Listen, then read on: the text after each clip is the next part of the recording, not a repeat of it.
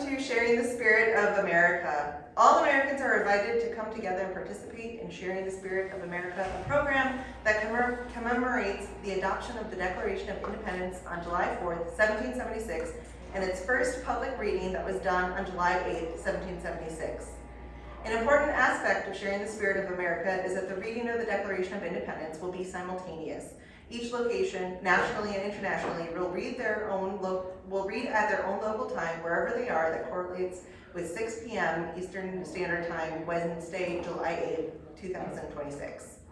Now, 250 years after its adoption, there will be readings that will include thousands of Americans on all 7 continents, from Europe and Africa, across North and South America, across the Pacific, including Australia, to Asia and to Antarctica. Americans in all 50 states, each of the 5 territories, DC, as well as Midway, Wake, and Palmyra, the only U.S. minor outlying island with staffing that day, will be participating. There will be readings at all places of U.S. soil that will have people on it that day. To say it another way, across the U.S., we have commitments to read the Declaration of Independence from sea to shining sea, and we don't just mean the 13 colonies, nor just across the continuous lower 48 from the Atlantic to the Pacific. Sharing the Spirit of America will have Americans reading the Declaration of Independence together from the Caribbean Sea, U.S. Virgin Islands and Puerto Rico, across the U.S. states in North America, including Alaska, across the Pacific, including Hawaii, to the western edge of the Pacific and the Philippine Sea, Guam, and Northern Mariana Islands. To top and bottom it off, Americans will be reading the Declaration of Independence together from above the Arctic Circle to below the equator. Americans in Europe will be reading in England, France, Italy, Sweden, and on the Danube in Austria. There will be readings at Chateau de Chateaubriand, Lafayette, the birthplace of Marquis de Lafayette, a Frenchman who helped the Americans, and Picpus Cemetery, Lafayette's gravesite. There will be readings in Morocco and in Antarctica. Americans in Canada, Mexico, Guatemala, Panama, Brazil, Australia, at Brisbane, Melbourne, and Perth, New Zealand, on North Island and South Island, South Korea and Thailand will be joining us. The New Zealand, Australia, and Far East readings will be held in the early mornings on July 9th due to the international deadline. Sharing the Spirits of America provides Americans the opportunity to pause and reflect on our nation's past, celebrate our rich history, and share values, and look ahead toward the future we want to create for the next generation and beyond. Thomas Jefferson wrote the first draft of the Declaration of Independence and explained that he was not striving for originality of principle or sentiment. Instead, he hoped his words would serve as an expression of the American mind. The American spirit, principles, and values memorialized in the Declaration of Independence 250 years ago are valid today, as are the personal and collective responsibilities we share in protecting and perpetuating these values.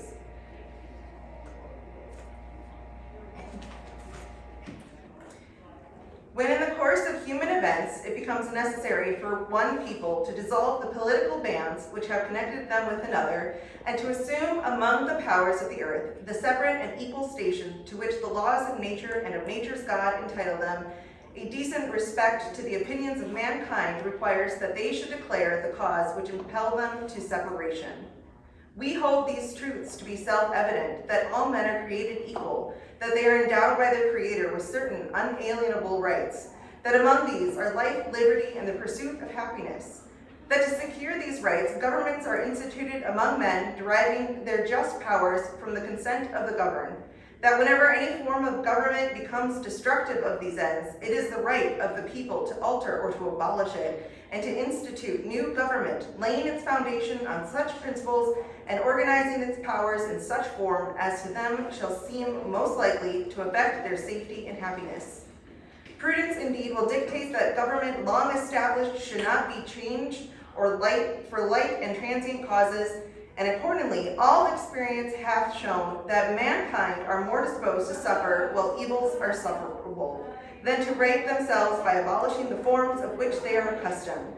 But when a long train of abuses and usurpations, pursuing invariably the same object, evinces a design to reduce them under absolute despotism, it is their right, it is their duty, to throw off such government and to provide new guards for their future security. Such has been the patient sufferance of these colonies, and such is now the necessity which constrains them to alter their former system of government. The history of the present King of Great Britain is a history of repeat injuries and usurpations, all having in direct objection the establishment of absolute tyranny over these states. To prove this, let facts be submitted to a candid world. He has refused his assent to laws, the most wholesome and necessary for the public good. He has forbidden his governors to pass laws of immediate and pressing importance unless suspended in their operation till his assent should be obtained, and when so suspended, he has utterly neglected to attend to them.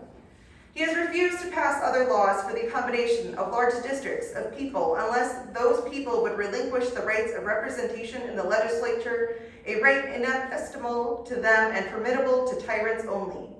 He has called together legislative bodies at places unusual, uncomfortable, and distant from the depository of their public records for the sole purpose of fatiguing them into compliance with his measures. He has dissolved representative houses repeatedly for opposing with manly firmness his invasion to the rights of the people. He has refused for a long time, after such dissolutions, to cause others to be elected, whereby the legislative powers, incapable of annihilation, have returned to the people at large for their exercise. The state, remaining in the meantime exposed to all dangers of invasion from without and convulsions within. He has endeavored to prevent the population of these states for that purpose, obstructing the laws for naturalization of foreigners, refusing to pass others to encourage their migrations hither, and raising the conditions of new appropriations of lands.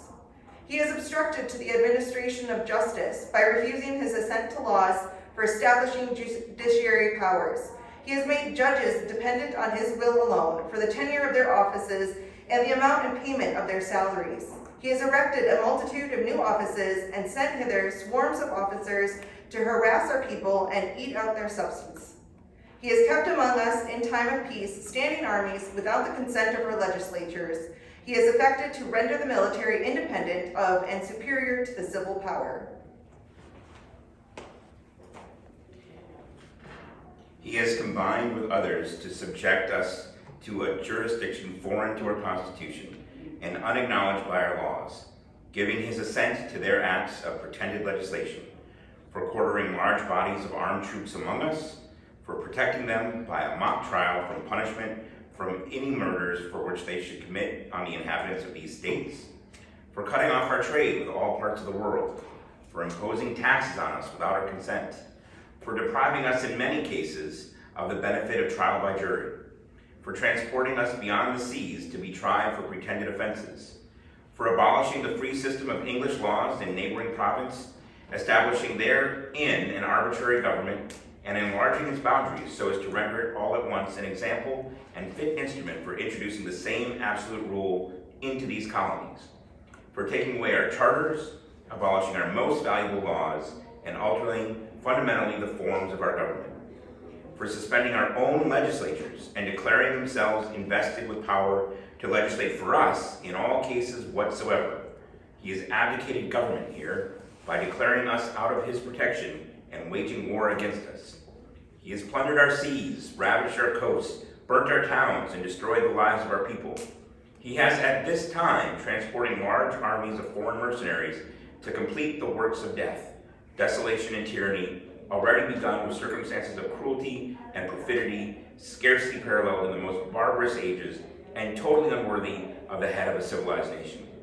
He has constrained our fellow citizens, taken captive on the high seas to bear arms against their country, to become the executioners of their friends and brethren, or to fall themselves by their hands. He has excited domestic insurrections amongst us and has endeavored to bring on the inhabitants of our frontiers the merciless Indian savages whose known rule of warfare is an undistinguished destruction of all ages, sexes, and conditions. In every stage of these oppressions, we have petitioned for redress in the most humble terms. Our repeated petitions have been answered by repeated injury. A prince whose character is thus marked by every act which may define a tyrant is unfit to be the ruler of a free people. Nor have we been wanting in attentions to our British brethren. We have warned them from time to time of attempts by their legislature to extend an unwarrantable jurisdiction over us. We have reminded them of the circumstances of our emigration and settlement here. We have appealed to their native justice and magnanimity, and have conjured them by the ties of our common kindred to disavow these usurpations, which would inevitably interrupt our correct connections and correspondence. They too have been deaf to the voice of justice and consanguinity. We must therefore acquiesce in the necessity which denounces our separation, and hold them, as we hold the rest of mankind, enemies in war, in peace, friends. We therefore, the representatives of the United States of America in General Congress, assembled, appearing to the Supreme Judge of the world for rectitude of our intentions, do, in the name and by the authority of the good people of these colonies, solemnly publish and declare that these united colonies are the right, and of the right ought to be free and independent states, that they are absolved from allegiance to the British Crown, and that all political connections between them and the state of Great Britain is and ought to be totally dissolved, and that as free and independent states, they have full power to levy war, conclude peace, contract alliances, establish commerce, and to do all other acts and things which independent states may have right to do. And for the support of this declaration, with a firm reliance on the protection of divine providence, we mutually pledge to each other our lives, our fortunes, and our sacred honor.